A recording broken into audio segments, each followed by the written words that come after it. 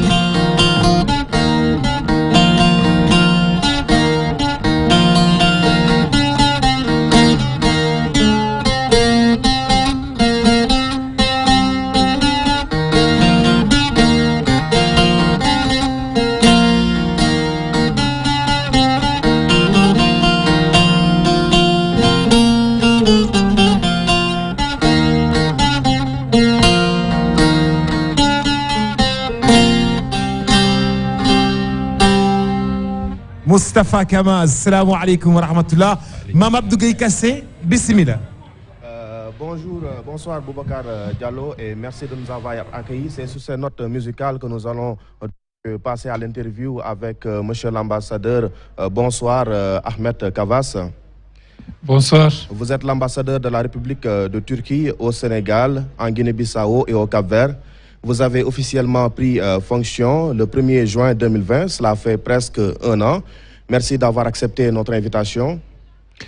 La Turquie, votre pays, est l'un des partenaires majeurs stratégiques du Sénégal, notamment en ce qui concerne le plan Sénégal émergent, le PSE, si cher au chef de l'État Macky Sall. Construction du centre international de conférence Abdou Diouf, du stade olympique du Sénégal, du stade Omnisport Dakar Arena, exploitation de l'aéroport international Blaise Diagne pendant 25 ans, exploitation du fer de la Falémé. Donc c'était une petite cartographie pour montrer l'omniprésence des entreprises turques au Sénégal.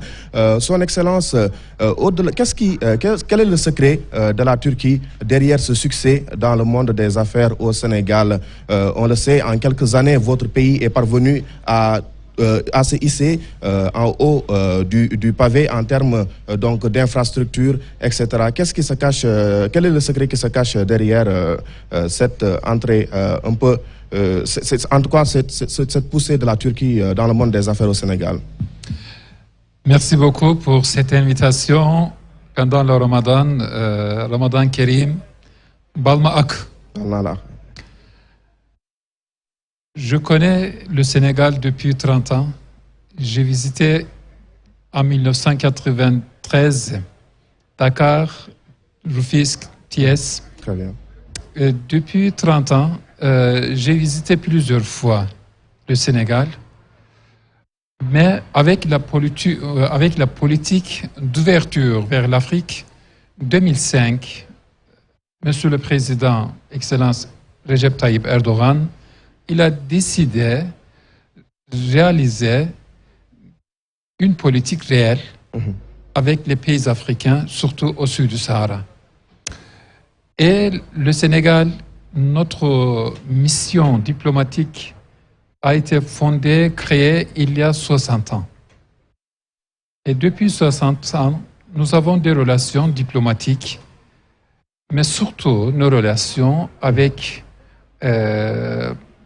cette politique d'ouverture vers l'Afrique en général, mais surtout pour certains pays, dont l'un de ces pays, c'est le Sénégal. Oui. Et la Turquie connaît le Sénégal depuis longtemps, Oui. mais comme un pays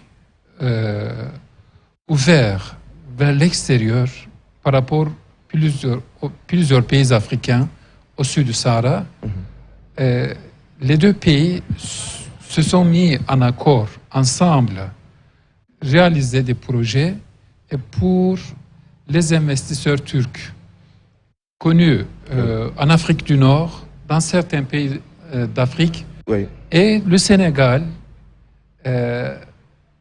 bien accueilli nos sociétés, nos investisseurs, qu'ils ont commencé. Avant, nous avions des relations commerciales. Mais maintenant, c'est devenu des investissements. Mais quel est le secret qui se cache derrière ce succès de la Turquie au Sénégal? Je le disais tout à l'heure, en quelques années, votre pays est parvenu à tenir, à se hisser dans le haut du pavé, dans le monde des affaires, alors qu'on sait qu'au Sénégal, il y a beaucoup d'entreprises de puissance occidentale qui sont là et qui ont également des parts de marché. Le mot secret, c'est réussir. Parce que ces investisseurs connus avec leurs projets, mondialement connus, et le Sénégal a invité pour certains projets et ils ont vu que ces sociétés ne prennent pas les projets, ils réalisent.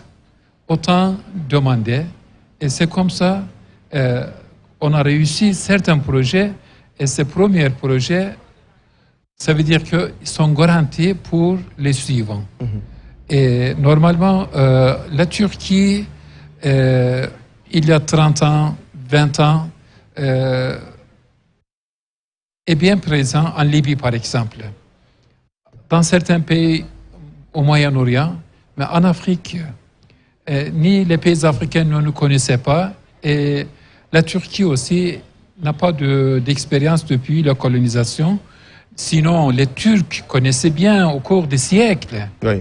La grande partie de l'Afrique, même ici au Sénégal, en Afrique de l'Ouest, les citoyens ottomans de la Syrie, de Liban, de Palestine, étaient présents en Afrique de l'Ouest. Oui. C'était déjà beaucoup de...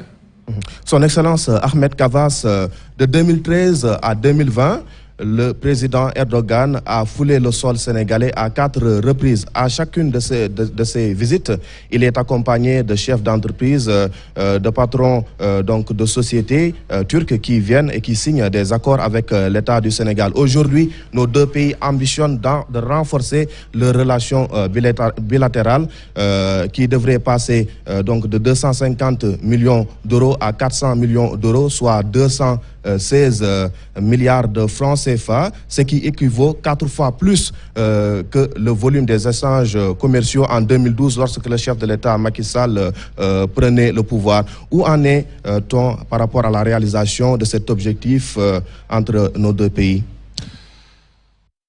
Chaque fois, le président Erdogan accueille un président africain, il conseille aux représentants d'État, responsables d'État, il faut réaliser deux relations équilibrées. Ça veut dire que le Sénégal et la Turquie doivent gagner ensemble. Pas seulement la Turquie, et Erdogan, il insiste beaucoup sur ces relations bilatérales équilibrées entre les deux pays, entre les pays africains.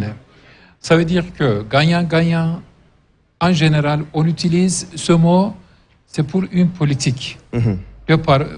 C'est parole. Mais réaliser, c'est pas facile. Mais la Turquie, déjà, avec ses grands projets, M. Erdogan, il insiste. Surtout, c'est lui qui oriente les patrons, les grandes sociétés, surtout vers le Sénégal. Vous l'avez dit, la relation bilatérale entre le Sénégal et la Turquie donc, est un partenariat gagnant-gagnant. Mais si nous prenons le volet des importations, la balance commerciale elle est extrêmement déficitaire. En 2018, par exemple, les importations du Sénégal étaient évaluées à 125 milliards de francs CFA contre 1 milliard seulement pour la Turquie. À la lecture de ces chiffres, on se rend à l'évidence que la Turquie n'est intéressée que par les grands projets de l'État du Sénégal et non par les produits made in Sénégal. Comment expliquez-vous cette dichotomie? Normalement, le rôle, c'est vos investisseurs sénégalais qui doivent venir en Turquie. Parce que c'est vous qui vous allez venir, vous allez s'investir en Turquie. Oui. Et ces patrons sénégalais qui vont gagner en Turquie. Ça veut dire que la Turquie peut venir, les Turcs, ici au Sénégal, et les Sénégalais doivent venir en Turquie pour s'investir. Il y a des pays, des Marocains, Libyens, plusieurs pays citoyens de l'Europe. Si on circule en Turquie, on voyage, vous demandez aux grands projets, on va vous dire plusieurs pays du monde sont présents en Turquie. Pourquoi pas les Sénégalais? Oui. Maintenant, il y en a 2000 jeunes hommes d'affaires sénégalais en Turquie, mais c'est très peu.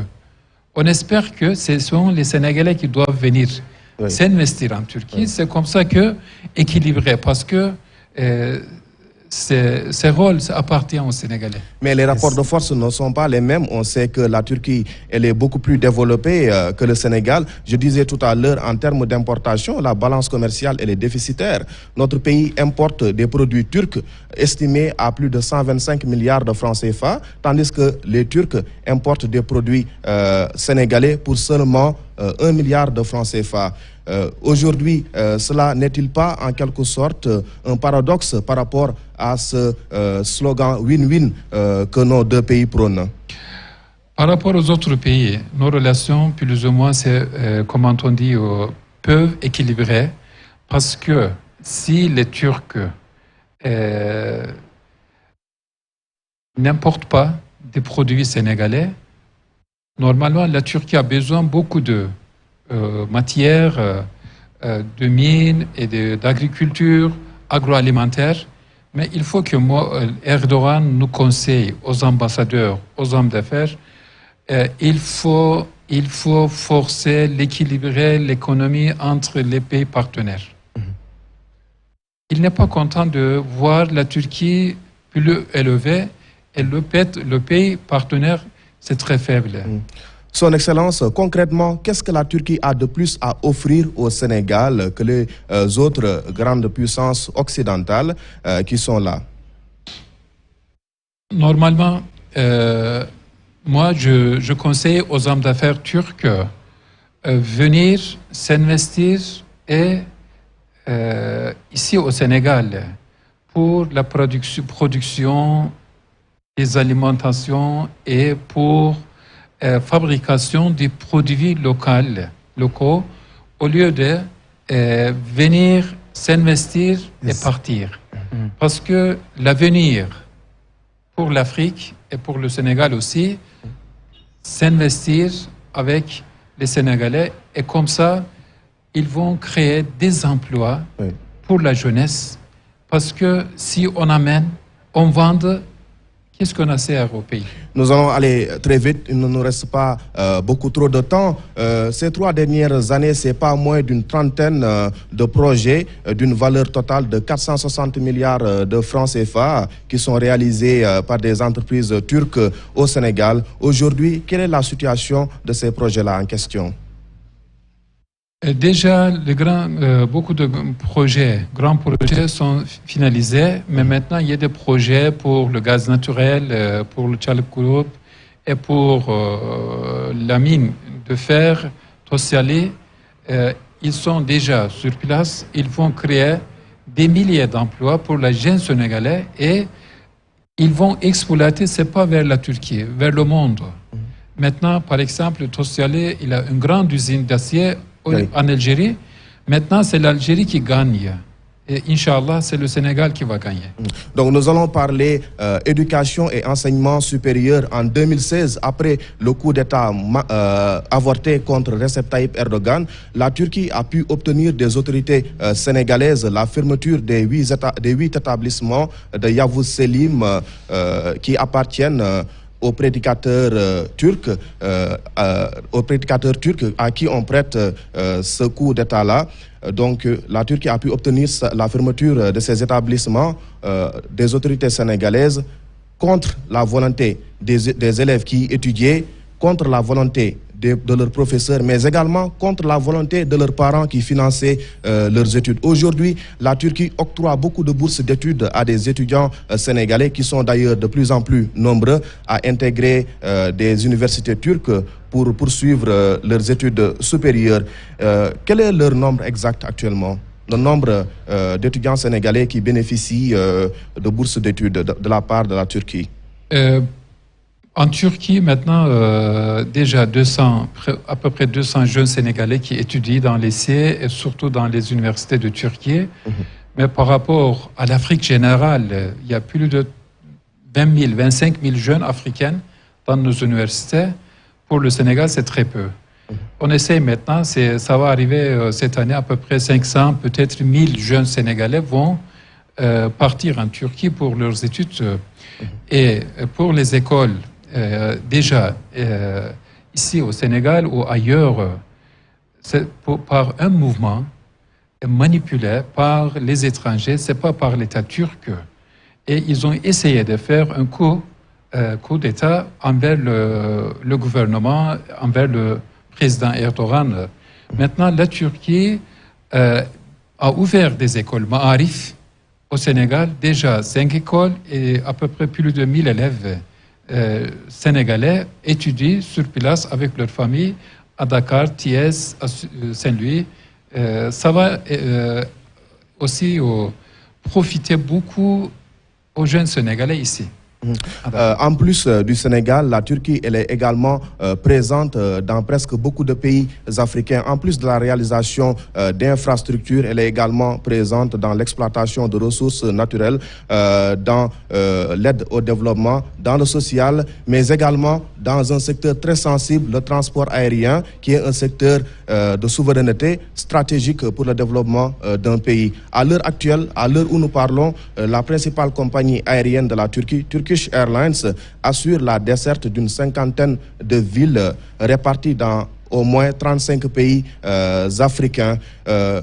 Cette agressivité de la politique étrangère d'Erdogan en Afrique a-t-elle un lien de causalité avec cette perspective d'adhésion à l'Union européenne qui semble presque illusoire à l'heure actuelle au vu des relations extrêmement compliquées entre les 27 et votre pays?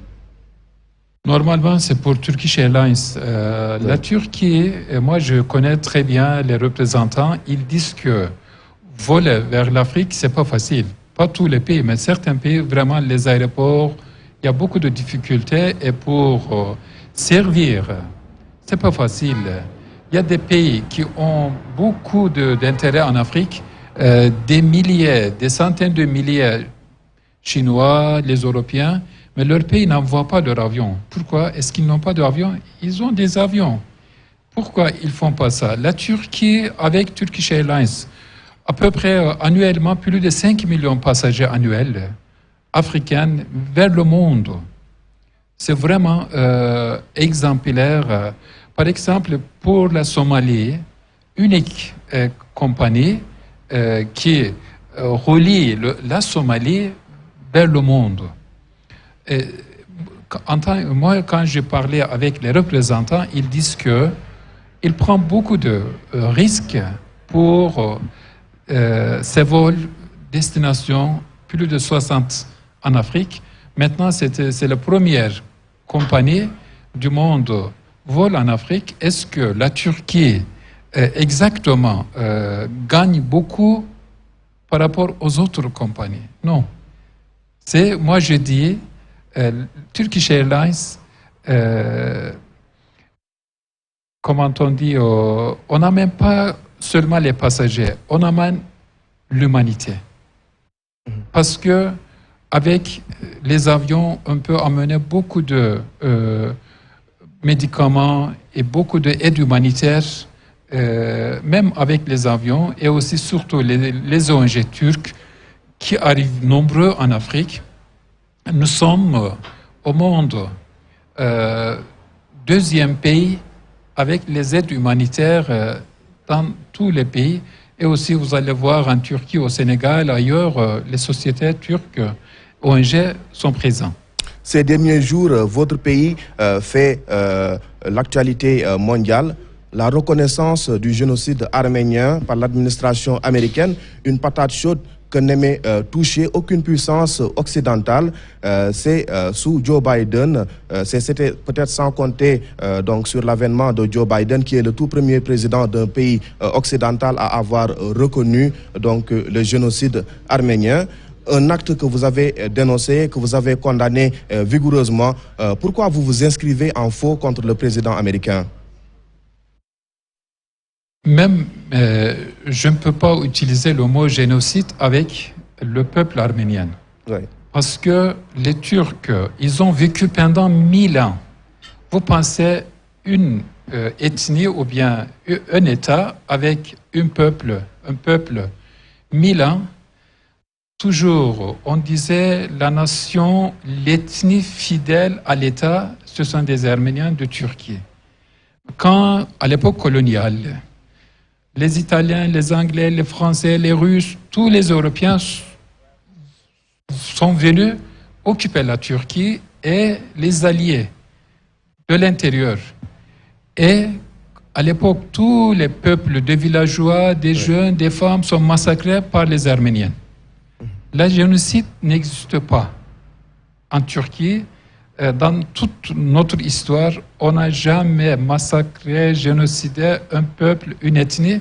Ça ne se trouve pas, mais c'est un mensonge. Très bien, c'est très clair. Merci à vous, Son Excellence Ahmed Kavas, d'avoir répondu à notre invitation. Ce n'est que partie remise. Nous comptons bien évidemment vous inviter dans d'autres occasions, notamment dans Diplomatie qui va reprendre bientôt ses droits sur e-radio. Nous avions marqué une pause, le temps d'observer le mois béni de Ramadan. Donc, Boubacar Diallo, c'est la fin de cet entretien. Peut-être nous